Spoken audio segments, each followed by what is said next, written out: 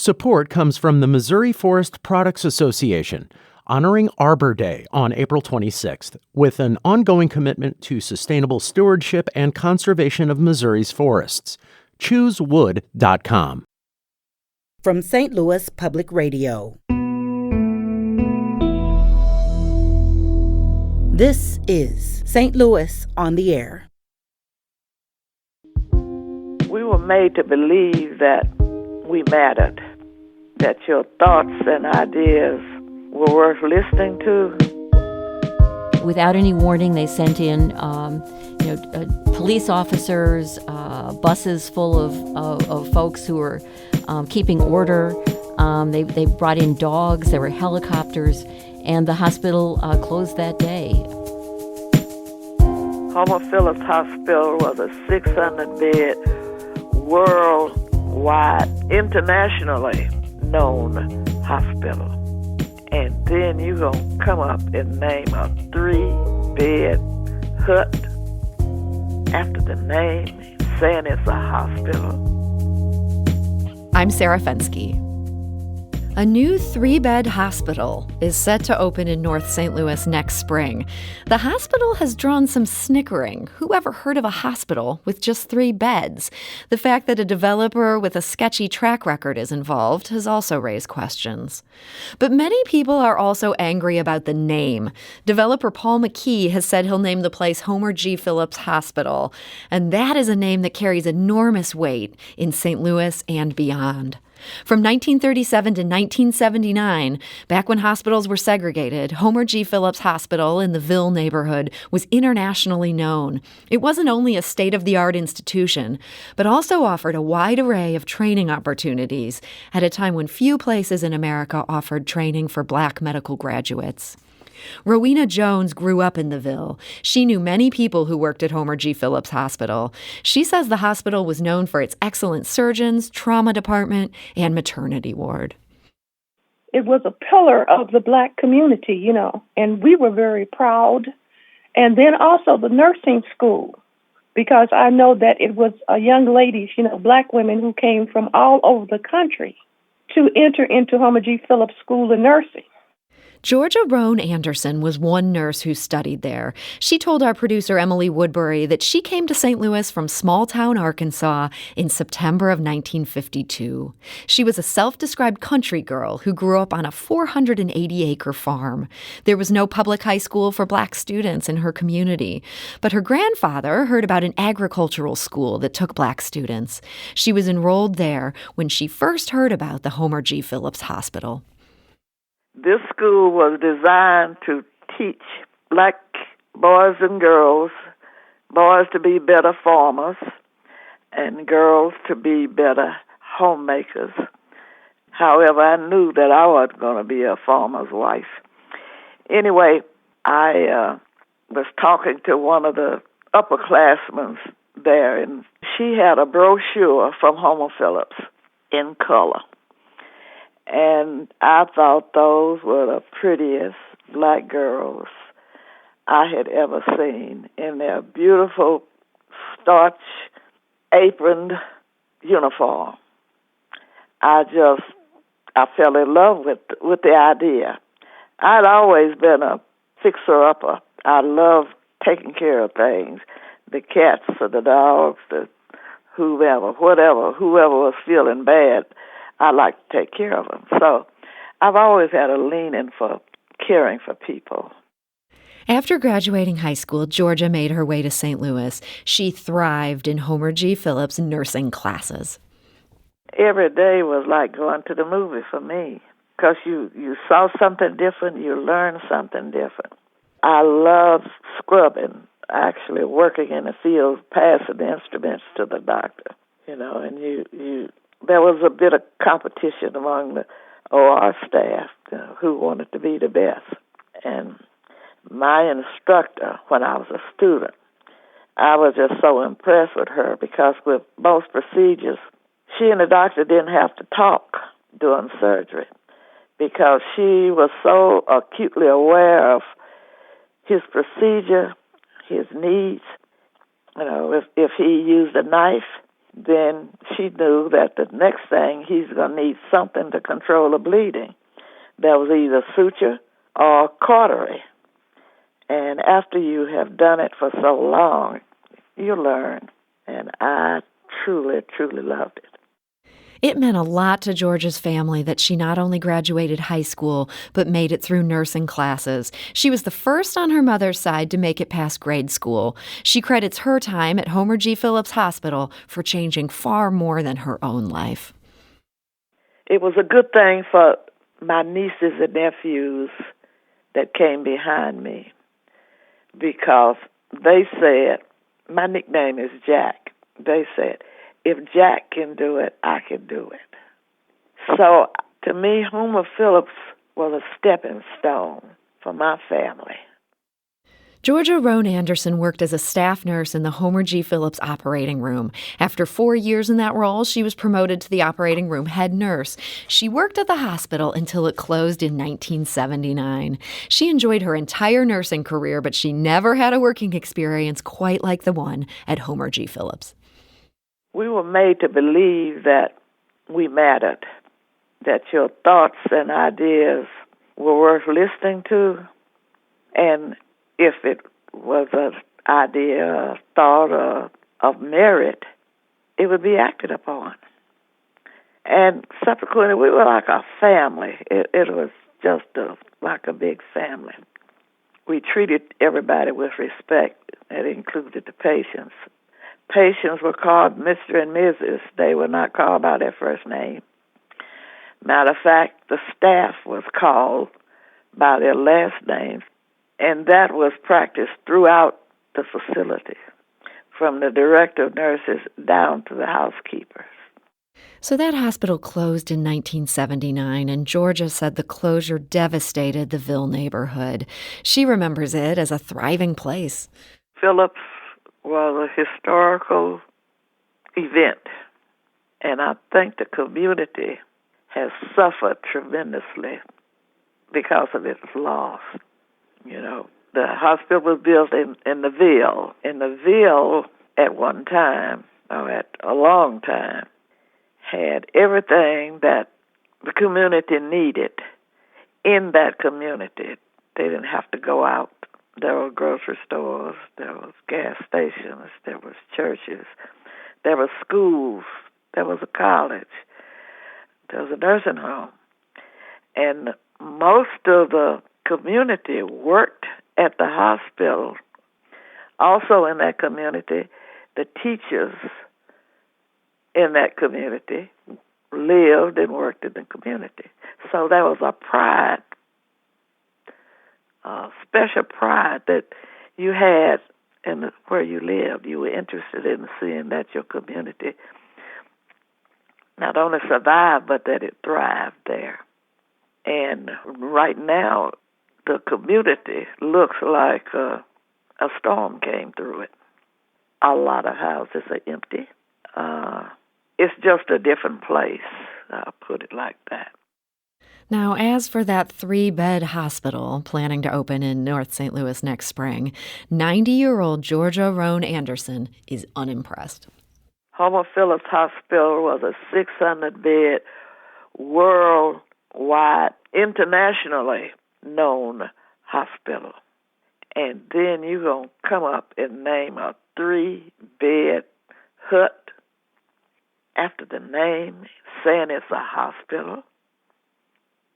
I have no problem with the building in its 3 beds, but name it something else. And that is Georgia Roan Anderson. She worked at Homer G. Phillips Hospital from 1955 until 1979. And joining us now with more on the hospital's storied history is Martha Jackson Nelson. She's a former pediatric nurse at Homer G. Phillips Hospital. Martha, welcome. Thank you. And we're also joined today by Candace O'Connor. She's a historian and the author of Climbing the Ladder, Chasing the Dream, The History of Homer G. Phillips Hospital. That book comes out this December. Candace, welcome. Thank you so much for having us. So, Candace, take us back. What led to this hospital being founded in 1937? Well, there had been a hospital that was an all-black hospital before Homer G. Phillips was built. It was called City Hospital Number 2, and it was located in the Mill Creek Valley neighborhood. It was built in 1919, but from the very start, it was apparent that it was not only insufficient, it only had 200 beds, but it was also a really terrible place. Newspapers started calling it a fire trap. They talked about how the elevators were broken and the patients had to be carried up and down narrow stairs. It was really a terrible place, and everybody recognized that. So there was a movement afoot to build a new all-black hospital. And there was money, too. There was $1 million from a 1922 bond issue, another $200,000 from the Board of Aldermen. But where would they put this new hospital? And Homer G. Phillips, the attorney, lobbied to have it put in the Ville neighborhood, which was, a thriving black neighborhood. Some aldermen objected. They said, "Well, let's just build an ancillary facility to City Hospital Number 1, which was the white public hospital on the south side." But many of the black leaders said, "No, we want our own hospital separate from the other public hospital, and we want it in our neighborhood." So it was finally built, and it opened in 1937. And so it took its name from this attorney who had helped make this a reality. He actually passed away before it opened. Is that right? Oh, yes, he did. He was actually murdered in 1931 in a case that's officially still unsolved, although I delve into that in the book I've written. I got the medical examiner's report and the police report, which are very illuminating. But yes, he was murdered, and he had been such a strong advocate for the hospital that they decided to name the new hospital for him. So this hospital that was named for him, this opened in 1937. How did Homer G. Phillips Hospital change the game? Well, it changed everything at many levels. For one thing, it was a magnificent facility. It was beautiful. It was designed by the city architect, Albert Osberg. It had 4 wings coming off a central core. It had a nursing school behind it. It was an absolutely wonderful campus. So it was a great asset to that neighborhood, which already had such cultural icons as Sumner High School, Antioch Baptist Church, and the old Poro College. But it was also a place where not only could nurses receive wonderful training, but black trainees could come, medical graduates from Meharry and Howard who really didn't have places to go for their internship or residency. And suddenly, Homer G. Phillips provided some of those slots that they had really needed. So, Martha, you came to St. Louis in 1958. What made you want to enroll in the nursing school at Homer G. Phillips Hospital? Well, in 1958, there were only 2 nursing schools that were available to African Americans students, and they were Grady in Atlanta, Georgia, and Homer Phillips in St. Louis. I'm from Evansville, Indiana, and during that time, there was a lot of marching demonstration going on in the South, and my mother decided that I would go north and not the south. And we found the information about Homer Phillips, what a wonderful historical institution it was, and the location was ideal for us to travel back and forth from Evansville to St. Louis. And so you came for nursing school, but you ended up staying. You took a job there as a pediatric nurse. Was this a place that you aspired to work to, or was this something where this was where a job was? Actually, I started out wanting to become a school nurse, and it wasn't until later, as my nursing career advanced in different areas, that I eventually became a pediatric nurse practitioner. But I was only at Homer Phillips for about 3.5 years, and most of my classmates were from out of state, from Mississippi, Tennessee, Texas, Louisiana, Kentucky, and Michigan. And my roommate was from Texas, and we lived together after we had graduated, and she decided to return to Texas, and I didn't want to be left alone, so I decided to move home with my parents, who had migrated from Evansville to St. Louis. My father was employed at the Chrysler plant, And the Chrysler plant was built in Fenton, Missouri. So my father came first, and then my mother and brother came later on. So we all eventually ended up in the St. Louis area. And so you were just there for about 3 years. How did your work at Homer G. Phillips prepare you for other nursing jobs that you would take after that? Actually, the first year, the instructor in psychology prepared us to set our goals high. Each time we would go in the classroom, she would point up in the corner. Lucille Miller was her name. And she would say, set your goals high. And that's what was instilled in us from the very beginning. Also, the other clinical nurse, Thelma McClendon, was very strict, and she taught us a lot in basic nursing care, especially how to make beds and miter the corners, also how to fill a pitcher of water. I will never forget how she instructed me how to fill a pitcher of water. I had filled it full of ice, and then she asked me where was the water going to go. So from this day forward, I still know how to correctly make a bed and fill a pitcher of water. She sounds like she was very particular. She wanted things done the right way. Exactly. So that must have been good training. I mean, when you showed up at these other hospitals, were they like, yep, this is one who, she knows the drill? Absolutely. We were prepared to do excellent, to be professional, and to be outstanding in our work and to set our goals high. So when you got to these other hospitals, were things different there than they had been at Homer G. Phillips? The first hospital I went to was Jewish Hospital, and that was the name then. And what I noticed is the equipment was different. At Homer Phillips, we had to sharpen our needles on stones, and when I got to Jewish, they had the needles and syringes already packaged. The other thing that I noticed that was different, we had oxygen tanks that we had to pull to bed size. But at the Jewish hospital, the oxygen was already built into the walls. So we had the same equipment, but it was different. And I had to learn to adjust to that. It was quite a shock when I arrived there and found things were that different. I was going to say, it sounds like this equipment was not as good as what was at Jewish Hospital. I mean, it certainly sounds like, the people who were running Homer G. Phillips Hospital, that they knew how to run a good hospital. But in some ways, this hospital had some things that made it harder to be there. This was maybe less funding or less good equipment. Perhaps it was, but we made the best of what we had. Mm-hmm. I can remember when the laundry was moved from Homer Phillips down to City Number 1, and I worked on pediatrics at that time. And we would receive the laundry. We would either get all shirts or all pants, and we would have to come up with innovative ways to dress the children with what we received. So we could take the pants and put them across the child and the legs across the back to make the shirts. So we were able to use what we had to the best of our ability. Candace, hearing these stories from Martha, I mean, this is kind of amazing. I mean, first of all, it sounds like this was a wonderful place to work, but this was also a place where people had to really get creative. Oh, absolutely. But they did. That's the amazing part. I think whatever they had, as Martha said, I think they made the best of it and just learned how to use it. And remember, too, that this hospital did not have air conditioning.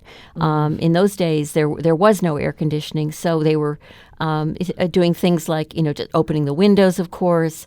They had, ice, and they would blow fans over the ice to try to cool off different areas. So in many different ways, they had to be creative, I think, to make everything as pleasant and as professional as they could. Martha, the idea of not having air conditioning in the St. Louis summer, I mean, this must have been hard for some patients on a hot August day. Actually, I don't remember it. I think we were just so accustomed to it being like that. And we did use the fans and the ice, and we just made the best of it. Well, we heard from Kathy Scales. She's someone who grew up in the Ville. She went to Sumner High School. She was born at Homer G. Phillips in 1957. And she told our producer her mom didn't have many options for her delivery. She said there weren't a lot of places to go, The other hospital that they had, actually, black people weren't allowed to go to the other hospitals. They had I think it's city number 1, and then BJC Barnes at the time. They had a facility over at Barnes where black people, they were only able to, would go, but they had a place for black people in the basement of the hospital. And Kathy shared these feelings about having been born at Homer G. Phillips Hospital. It made me proud because I was brought up in that community. I was raised in that area. I went to school there. And it's history, it's legacy. And to be part of a legacy and great history, it means a lot. It means a whole lot to me. And my mom and dad also. My mom was born at Homer G. Phillips. My mom was born in 1937, and that's when the hospital opened. And that is Kathy Scales. It seems like this is something where this hospital was there serving generations. Candace, did you hear from people who had that pride in this institution? Oh, absolutely. And even today, if you talk to African American people of a certain age, and you say, do you remember Homer G. Phillips Hospital? It would be very rare for somebody to say no. I mean, they almost everybody you can talk to has had a relative there, or who was there himself or herself, or or knew somebody who worked there. It was a huge institution in the community. So we got an email from June Brown. She writes, as a child, I remember Homer G. Phillips Hospital as a place to go anytime there was an accident at home, on the street, cuts, rashes, bruises, bleeding, abnormalities, almost anything physical or mental needing medical attention. It seems that the neighbors felt very secure knowing that there was a place of refuge close by whenever there was unexpected physical trouble of any kind. It was said that the doctors were the best ever at Homer G. Phillips. And June continues, as a young lady, my family and the others in our area were certainly very surprised, dismayed, and disappointed when it closed down, and we were told that we had to now go to the Southside City Hospital number 1 to attend to our medical needs. It seemed to me such a long, long way from home. What a disappointment to us. It had everyone that I knew wondering why it had to be. We also got an email from Della Kinsolving. She writes, Homer G. Phillips was a critical institution for training black medical professionals and providing essential life-saving services for the black community when other hospitals excluded and discriminated against them. It was a travesty when it was defunded and forced to shut down. So, Candace, why did this hospital close? Well, if you talk to 3 different people, you get 4 different opinions. But it was a combination of genuine, money problems, but also some people argue that it was a product of racism. The city at that time in the 70s was experiencing much population loss. The folks were moving to the suburbs. The tax base was eroding. There wasn't as much tax money to spend on public hospitals. So the administration, the mayor's office, started looking at the 2 public hospitals, City Number 1 and Homer G, as places where they might be able to save some money. If one was cut, then they would save a great deal of money. So which one would it be? And of course, there were many different opinions about that. Some people felt it should be Homer G because it was somewhat smaller. It needed some repairs, but others felt that City should be the one to be closed. So eventually, the mayor, Mayor Conway, closed Homer G in 1979. In August of '79, without any warning, they sent in police officers, buses full of folks who were keeping order. They brought in dogs. There were helicopters, and the hospital closed that day. And it was very controversial. There were lots of people from the staff and from the neighborhood who were protesting and continued to protest after that day as well. But of course, it remained closed. Candace, I'm so taken aback by closing a hospital in a day and bringing in dogs. Martha, do you remember when this news came out that this hospital had been shut down so suddenly? I actually wasn't there at that time, but I remember them trying so very, very hard to keep it open, and how many of the nurses had had been involved in trying to maintain the hospital and how they were shocked the day it occurred and patients were moved out and taken in ambulance. It was a very horrible day for the staff at that time. And so for alumni of the hospital, people who'd been trained at this nursing school and people who worked there, when you look back on this legacy and just that sudden closure, I guess what's tops on your mind? Actually, the alumni is still very active.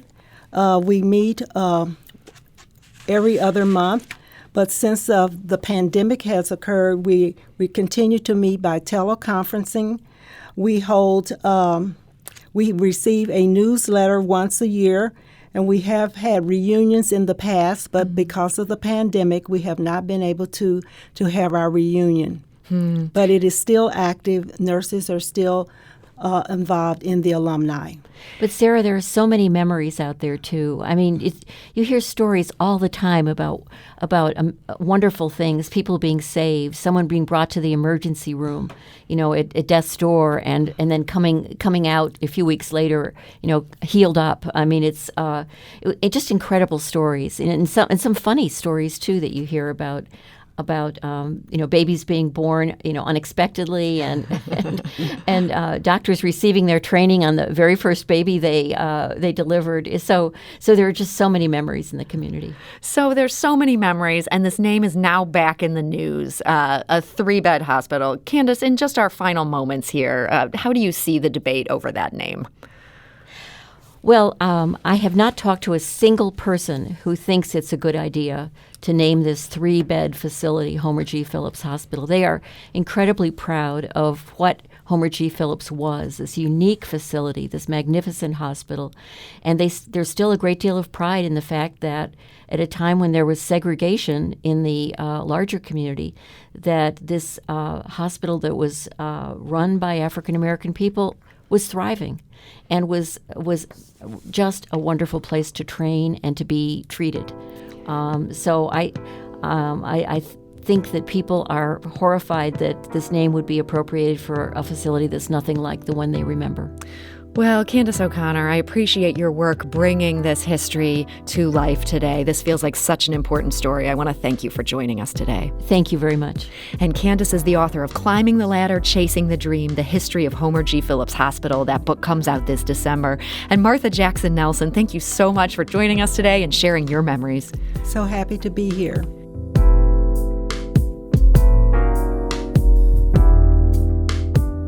This episode was produced by Emily Woodbury with audio engineering by Aaron Dorr and production assistance from Jane Mather-Glass. It was mixed and edited by Jane. Our executive producer is Alex Hoyer. St. Louis on the Air is a production of St. Louis Public Radio. Understanding starts here.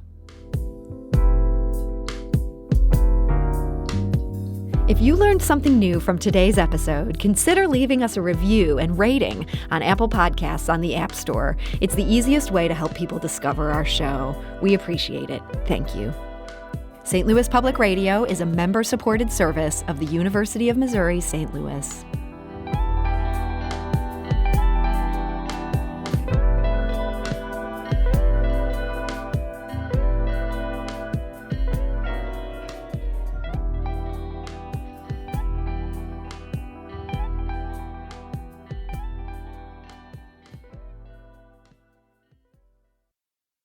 Support comes from the Missouri Forest Products Association, honoring Arbor Day on April 26th, with an ongoing commitment to sustainable stewardship and conservation of Missouri's forests. ChooseWood.com